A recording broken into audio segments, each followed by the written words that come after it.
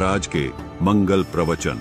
अब आपके जो भाग्य में, प्रारब्ध में, किस्मत में जो लिखा है उसको कोई नहीं समाप्त कर सकता, आपको भोगना ही पड़ेगा। कौन नहीं कर सकता? जैसे श्री ब्रह्मा जी, श्री विष्णु, श्री शिव जी और ये ब्रह्म जिसको सरपुरुष कहते हैं और परब्रह्म अक्षर पुरुष, ये भी आपके प्रारब्ध की, आपके लिखी किस्मत को मिटा नहीं सकता, प्रारब्ध को समाप्त नहीं कर सकता। सुख है तो सुख में मिलेगा, दुख है तो दुख में मिलेगा।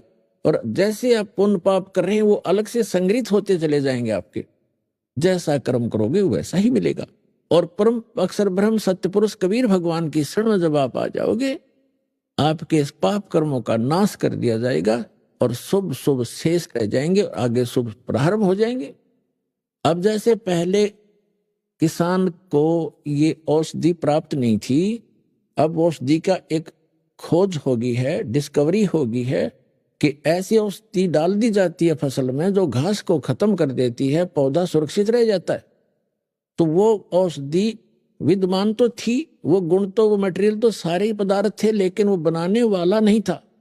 अब वो बनाने वाला मिल गया, वो बना ली। तो इस प्रकार परमेश्वर कबीर जी ने ये जड़ी बहुत पहले बनाकर रखी हुई थी और हमारे कबीरपंथी भी इसको नहीं समझ सके, जिस कारण से हम अभी तक वही कर्म फल ही भोगते रहे। तो अब दास को दे दी वह औषधि जो आपके पापों का नाश कर सकती है, क्योंकि कष्ट आते हैं वो पाप के कारण आते हैं और पाप नाश ही हो गया इस भक्ति से, फिर कष्ट कहां से आएंगे?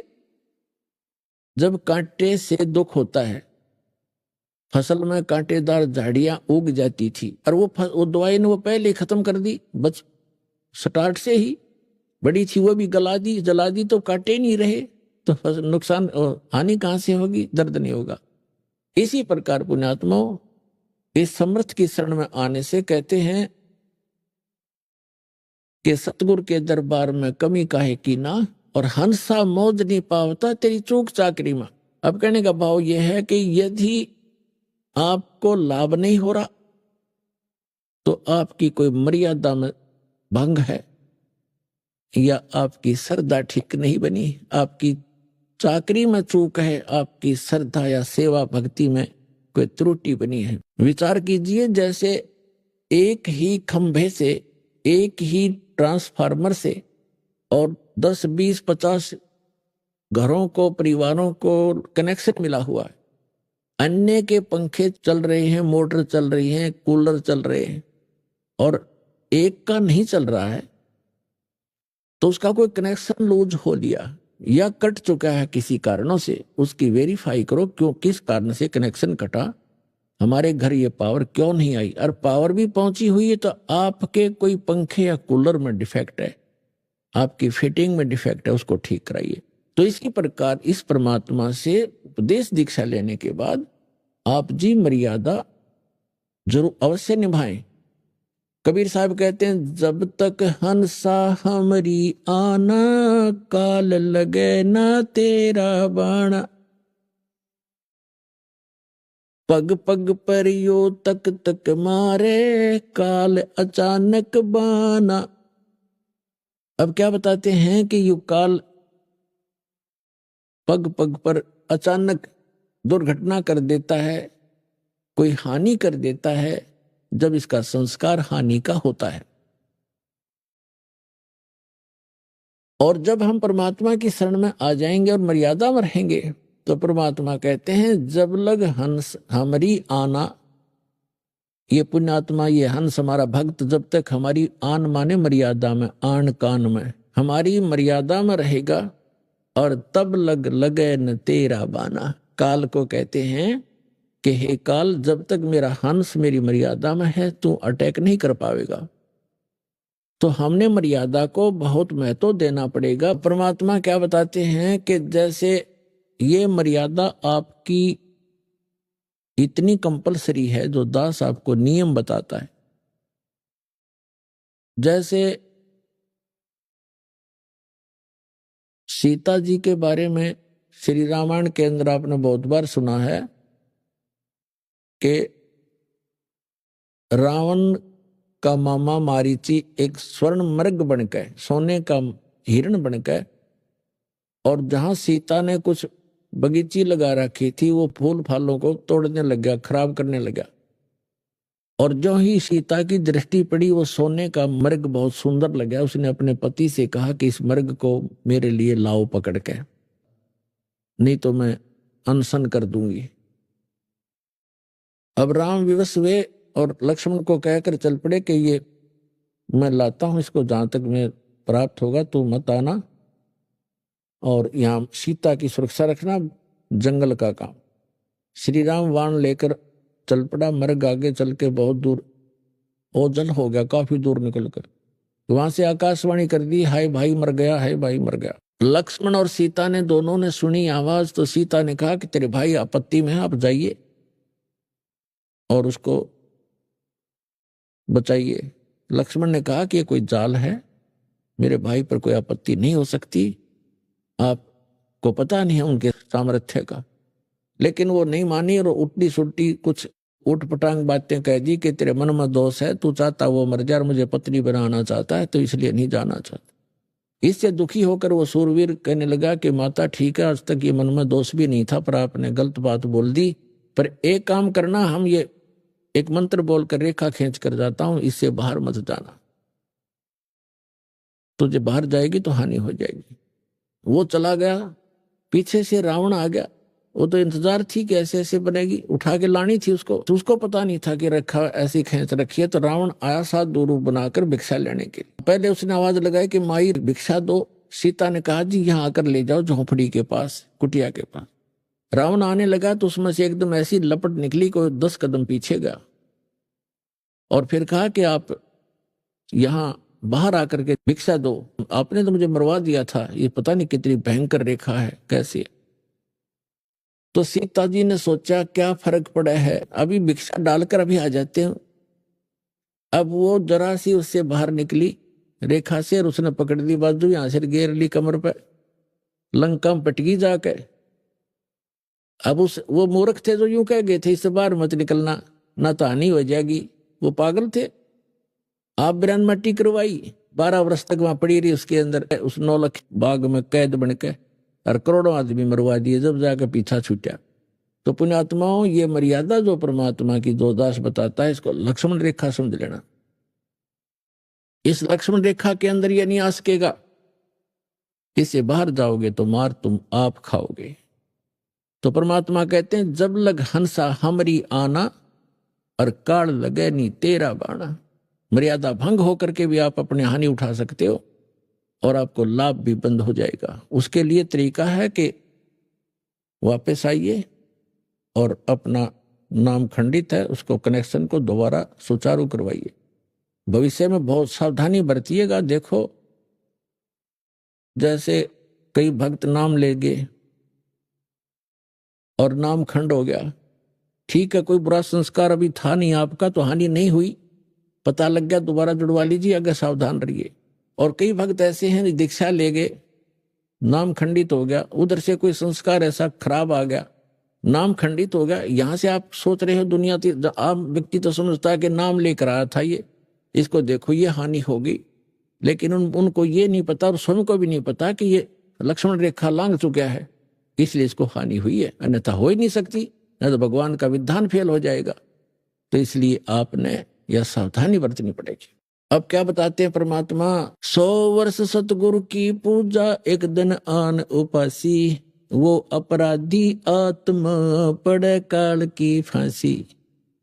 100 वर्ष तो सतगुरु की पूजा, 100 वर्ष तक सतगुरु यानी गुरु जी के अनुसार साधना करता रहे, और एक दिन आन उपासना कर ली, आन शास्त्र विधि को त्याग कर जो मनमाना आचरण वो कर लिया जो पहले करते थे आप, तो कहते हैं वो अपराधी आत्मा फिर पड़े काल की फांसी। अब क्या होगा, कैसा बुरा बनेगा आपके साथ। जैसे आप जी ने दीक्षा ले ली, 1 वर्ष 2 वर्ष 4 वर्ष आपने साधना कर ली, और फिर कोई ऐसी बात आ गई आपका नाम खंडित हो गया, लोक लाज में आके आपने नाम खंडित कर दिया और आन उपासना शुरू कर दी और ये पूजाएं छोड़ दी, तो फिर आपके साथ क्या बनेगी कि आपको फिर भी लाभ हो रहे होंगे आप इस नाम को त्याग दोगे, साधना भी बंद कर दोगे। नाम खंडित हो गया तो साधना ये करते भी रहना कोई लाभ नहीं होगा। जैसे कनेक्शन कट गया और बटन दबाते रहो, स्विच ऑन ऑन करते रहो, सारे से सारे पंखियों के भी, कूलर के भी, मोटर के भी, आपको भ्रम है कि लाइट चलेंगे, चलेंगे नहीं वो। पहले तो आपने जब नाम त्याग दिया, कनेक्शन कट गया, ऑटोमेटिक है भगवान का मार्ग, इसमें किसी की सिफारिश की आवश्यकता नहीं। तो आप ये सोच रहे हो कि मैं भक्ति भी कर रहा हूं और दूसरी भी सब शुरू कर दी और गुटी शूटी भी लानी शुरू कर दी और सब मर्यादाएं लांग दी, तो और फिर भी हानि नहीं हो रही आपको, आपका और हौसला बुलंद होता चला जाएगा, दुर्भाग्य होगा आपका ही। वो कारण क्या होगा कि 2 वर्ष 4 वर्ष जो आपने विधिवत साधना करके जो पुण्य इकट्ठे कर लिए, वो आपके संग्रहित होंगे, आपकी बैटरी चार्ज होगी इन्वर्टर की, और आगे चार्जर खत्म हो गया, कनेक्शन रहा नहीं, लाइट आपके पास है नहीं, चार्जर काम कर नहीं रहा, तो उस समय भी आप अपने पंखे चल रहे हैं, ट्यूब जग रही है, कूलर भी चल रहा है और आपको नो प्रॉब्लम। और जिस समय वो पिछला संग्रह किए हुए पुण्य आपके समाप्त होंगे, जो 4 वर्ष 3 वर्ष 2 वर्ष 5 वर्ष भक्ति सत करी थी इस दास से उपदेश प्राप्त करके, तो वो आपका संग्रह पुण्य चलते रहेंगे और वो इतने भी चल सकते हैं कि आपको हो सकता है इस जीवन में भी कोई दुख ना हो, लेकिन आपका भविष्य अंधकार में होगा, बहुत भयंकर हानि होगी आपको यार। और फिर जब आपके पुण्य खत्म होंगे, वो बैटरी डिस्चार्ज होगी, डाउन हो जाएगी, उस समय देखना आपके ऊपर पहाड़ टूटेगा दुखों का, ज्यों का त्यों।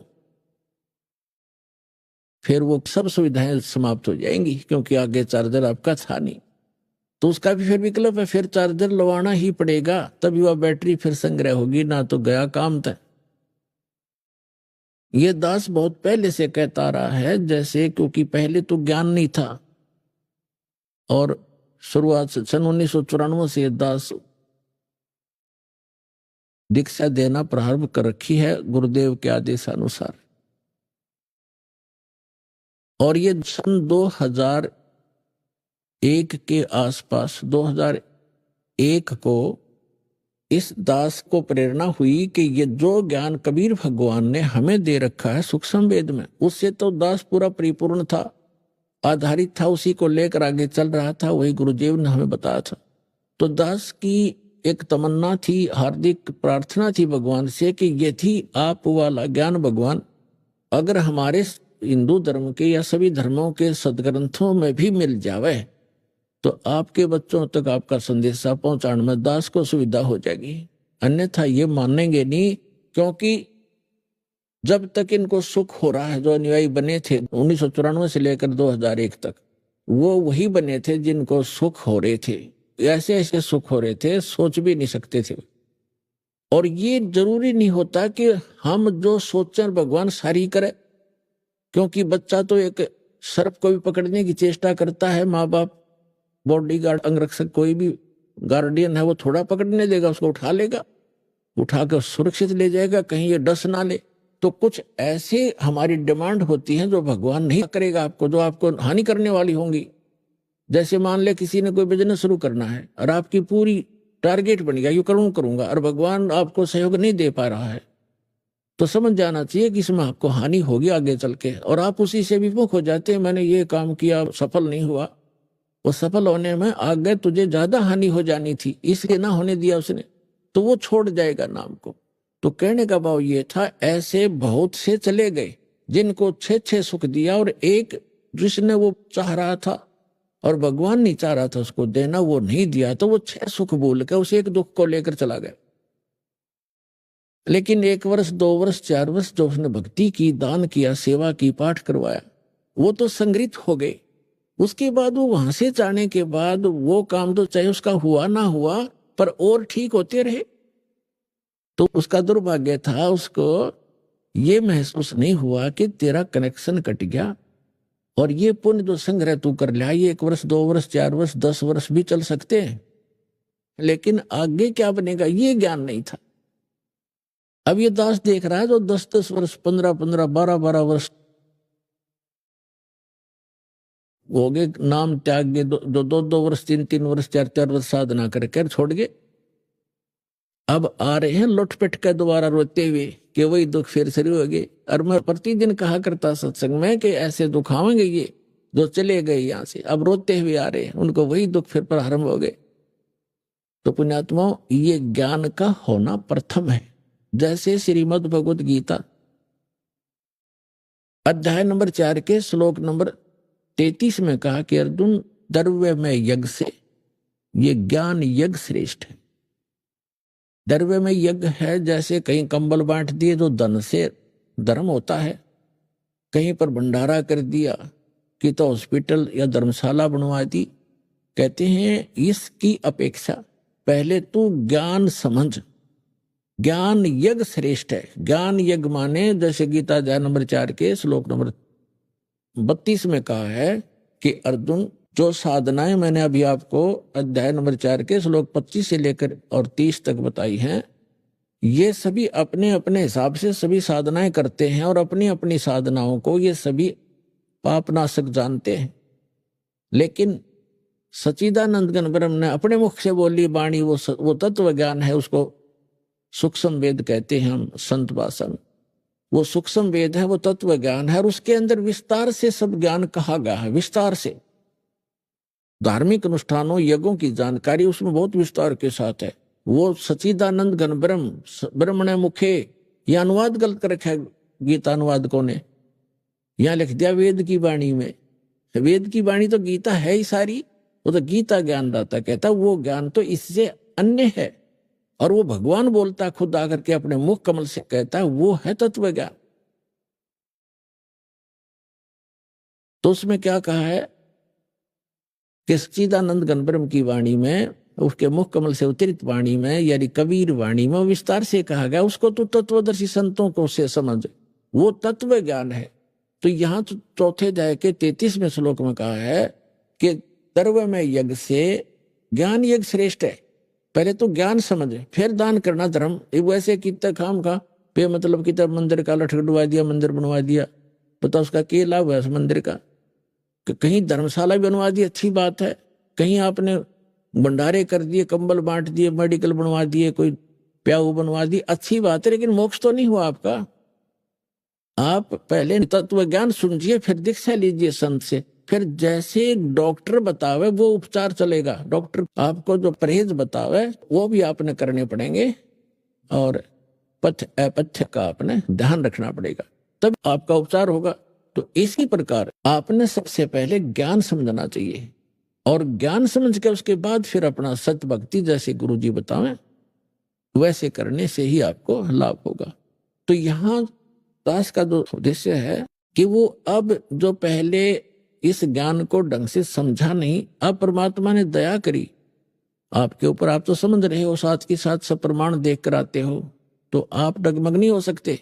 लेकिन उस समय अभाव हमारे सामने ये था कि दास को इन सदग्रंथों में यह परमात्मा का बताए ज्ञान वाली सच्चाई प्राप्त नहीं थी, ज्ञान नहीं था। 2001 में परमात्मा ने प्रेरणा की इस दास को, कबीर साहब का एक अमर वाणी जो सच्चिदानंद घन ब्रह्म की वाणी वो याद आई कि वेद मेरा भेद है और मैं ना मिलूं वेदन के माही, और जौन वेद से मैं मिलूं ये वेद जानते नहीं। अब यह बात खटकी प्रेरणा दाता की है, करे करावे साइया मन में लहर उठा, दादू सिर दरजीव का वो आप बगल हो जा। एक प्रेरणा हुई क्रोथा आश्रम के अंदर दास पहले घर घर में सत्संग करता था, फिर इतना अधिक हो गया था सत्संग घर घर में नहीं कर पाया था, एक एक दिन 5-5 4-4 जगह पाठ शुरू हो जाते थे। फिर एक सामूहिक भक्तों ने एक आश्रम और अपना खरीद लिया, तो उसमें हम रहने लगे। फिर प्रेरणा हुई कि कोई परमात्मा ऐसी दया हो, आपके ज्ञान का कोई और समर्थक मिल जाए, जैसे वेदों में हो, उसके बाद गीता जी में हो, पुराणों में ये प्राप्त हो जावे, तो अपना आपके हिंदू धर्म के कम से कम भक्त मान जाए, आपको आपका ज्ञान स्वीकार कर ले। तो परमात्मा ने कहा कि वेद मेरा भेद है, मैं ना वेदन के माही, और जौन वेद से मैं मिलूं वो वेद जानते नहीं। तो ये बात खटकी कि वेद भगवान का भेद है, परमात्मा की जानकारी दे रहे हैं। कबीर साहब कहते हैं मेरी महिमा गा रहे हैं वो। तो वेद तो हमने कभी देखे भी नहीं थे, वो किस टाइप के हैं, कैसे हैं। तब तक गीता हम पढ़ा करते थे तो ये भी सुना करते थे कि सभी सदग्रंथों का सारभूत है श्रीमद् भगवत गीता। तो श्रीमद् भगवत गीता के अंदर दास ने जब पढ़ना शुरू किया, क्योंकि पहले तो इतना बिजी शेड्यूल था, फिर आश्रम में रहने से कुछ हल्का हुआ तो समय मिला मुझे, उसमें देखा कि गीता ज्ञानदाता खुद कहता है कि अर्जुन तू उस परमेश्वर की शरण में जा, उसकी कृपा से तू परम शांति को और सनातन परम धाम को प्राप्त होगा। दास की ऐसी स्थिति होगी जैसे भूखे न भोजन मिल जाए, निर्धन न धन मिल जाए, ऐसी स्थिति होगी। जो फूला नहीं समाओ है भगवान, आपने सारा खजाना रखा है इसमें आपका ही। उसमें सारा नए सिरे से गीता जी का अनुवाद किया, जिसको गहरी नजर गीता में आपके पास उपलब्ध है। परमात्मा के ज्ञान के आधार से उसका पुनर्अनुवाद किया। जो सब अनुवादकों ने गलत कर रखा है, अक्षरों का अनर्थ कर रखा है अर्थों के।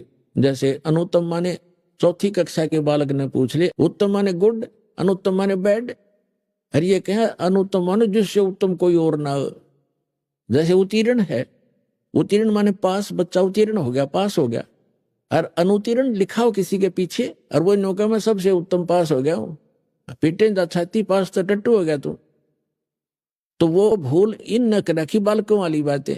7वें अध्याय के 18वें श्लोक में गीता जी में गीता ज्ञानदाता तो कहता है ये ज्ञानी आत्मा नेक आत्मा है, परमात्मा के लिए समर्पित है, लेकिन इनको तत्वदर्शी संत नहीं मिला, इस कारण से मेरे वाली अनुत्तम गति में लीन रहे। अब गीता अध्याय नंबर 8 के श्लोक नंबर 13 में गीता ज्ञानदाता कहता है ओम इति एक अक्षरम ब्रह्म व्यवहारण माम अनुसमन ये प्रयाति तदन देहम सयाति परमाम गतिम। मेरे सर का केवल एक ओम मंत्र है, ओम अक्षर, नथिंग एल्स। और उच्चारण करके सिमरण करता हुआ जो शरीर छोड़कर जाता है वो इस ओम से मिलने वाली परम गति को प्राप्त होता है। ओम ब्रह्म का मंत्र है। इस सरपुरुष का गीता ज्ञानदाता जो श्री कृष्ण में प्रवेश करके बोल रहा है, और ब्रह्म का साधक ब्रह्मलोक में जाता है। 8वें अध्याय के 16वें श्लोक में कहा कि अर्जुन ये ब्रह्मलोक पर्यंत, ब्रह्मलोक में गए हुए प्राणी भी जन्म मृत्यु में आते हैं। 18वें अध्याय के 62 में कहा कि इसलिए तो अर्जुन सर्वभाव से उस परमेश्वर की शरण में जा, उसकी कृपा से तू परम शांति को और सनातन परम धाम को प्राप्त होगा। 15वें अध्याय के 4थे श्लोक में कहा कि तत्वदर्शी संत की प्राप्ति के पश्चात परमेश्वर के उस परम पद की खोज करनी चाहिए, जहां जाने के बाद साधक फिर कभी जन्म मृत्यु में नहीं आते। और गीता अध्याय नंबर 2 श्लोक नंबर 12, गीता अध्याय नंबर 4 श्लोक 5 और 9 में, गीता अध्याय नंबर 10 श्लोक 2 में ये स्पष्ट कहता है गीता ज्ञानदाता तुम तेरे और मेरे बहुत जन्म हो चुके, तू नहीं जानता। अब जब तक जन्म मृत्यु है जैसा कर्म वैसा ही भोगना ही पड़ेगा इसकी शरण में रहने से, तो सुख काहे को। तीसरी बताया है कि टुणुक जैसे ऋषि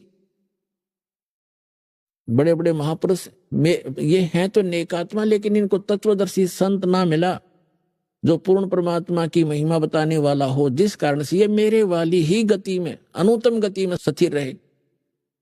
अनुत्तम माने घटिया गति, बेकार की, क्योंकि जन्म मृत्यु मिटता नहीं। जैसा कर्म है वो सारे भोगने पड़ेंगे, नरक भी, स्वर्ग भी, गधे भी, कुत्ते भी, सारा बनना पड़ेगा, फिर घटिया ही है। 7वें अध्याय के 19वें श्लोक में गीता ज्ञानदाता स्वयं कहता है कि बहुनाम जन्मानाम अंते ज्ञानवान माम प्रपद्यते, और वासुदेव सर्वमिति सहमात्मा सुदुर्लभ। स्पष्ट कर रहा है कि किस कारण से अनुत्तम गति में रहे। 7वें अध्याय के 12 से लेकर 15 तक तो ब्रह्मा विष्णु महेश तीनों गुणों के उपासकों को रिजेक्ट किया है। उसके बाद कहा कि ये मुझे भी ना बचते और मेरी भक्ति करते हैं तो 4 प्रकार के करते हैं, आर्त, अर्थार्थी, जिज्ञासु और ज्ञानी। उन तीनों को भी रिजेक्ट करता है ये, आर्त, अर्थार्थी और जिज्ञासु को। ज्ञानी श्रेष्ठ है, और उस ज्ञानी को तत्वदर्शी संत ना मिलने से फिर कहता है मेरे वाली ही घटिया अनुत्तम गति में स्थित रहे। अब 7वें अध्याय के 19वें श्लोक में यह स्पष्ट होता है, गीता ज्ञानदाता कह पहले तो ये कह रहा है 12 से लेकर 15 में कि ये तीनों गुणों की रजगुण ब्रह्मा, सतगुण विष्णु, तमगुण शिव जी के द्वारा जिनका ज्ञान हरा जा चुका है, राक्षस स्वभाव को धारण किए हुए मनुष्यों में नीच दूषित कर्म करने वाले मूर्ख मेरी भक्ति नहीं करते। अपनी के विषय में कहता कि 4 प्रकार की करते, और उसमें बताया दिया ज्ञानी ही मुझे पसंद है, ज्ञानी को मैं अच्छा लगता हूं क्योंकि वो अनुपासना नहीं करते।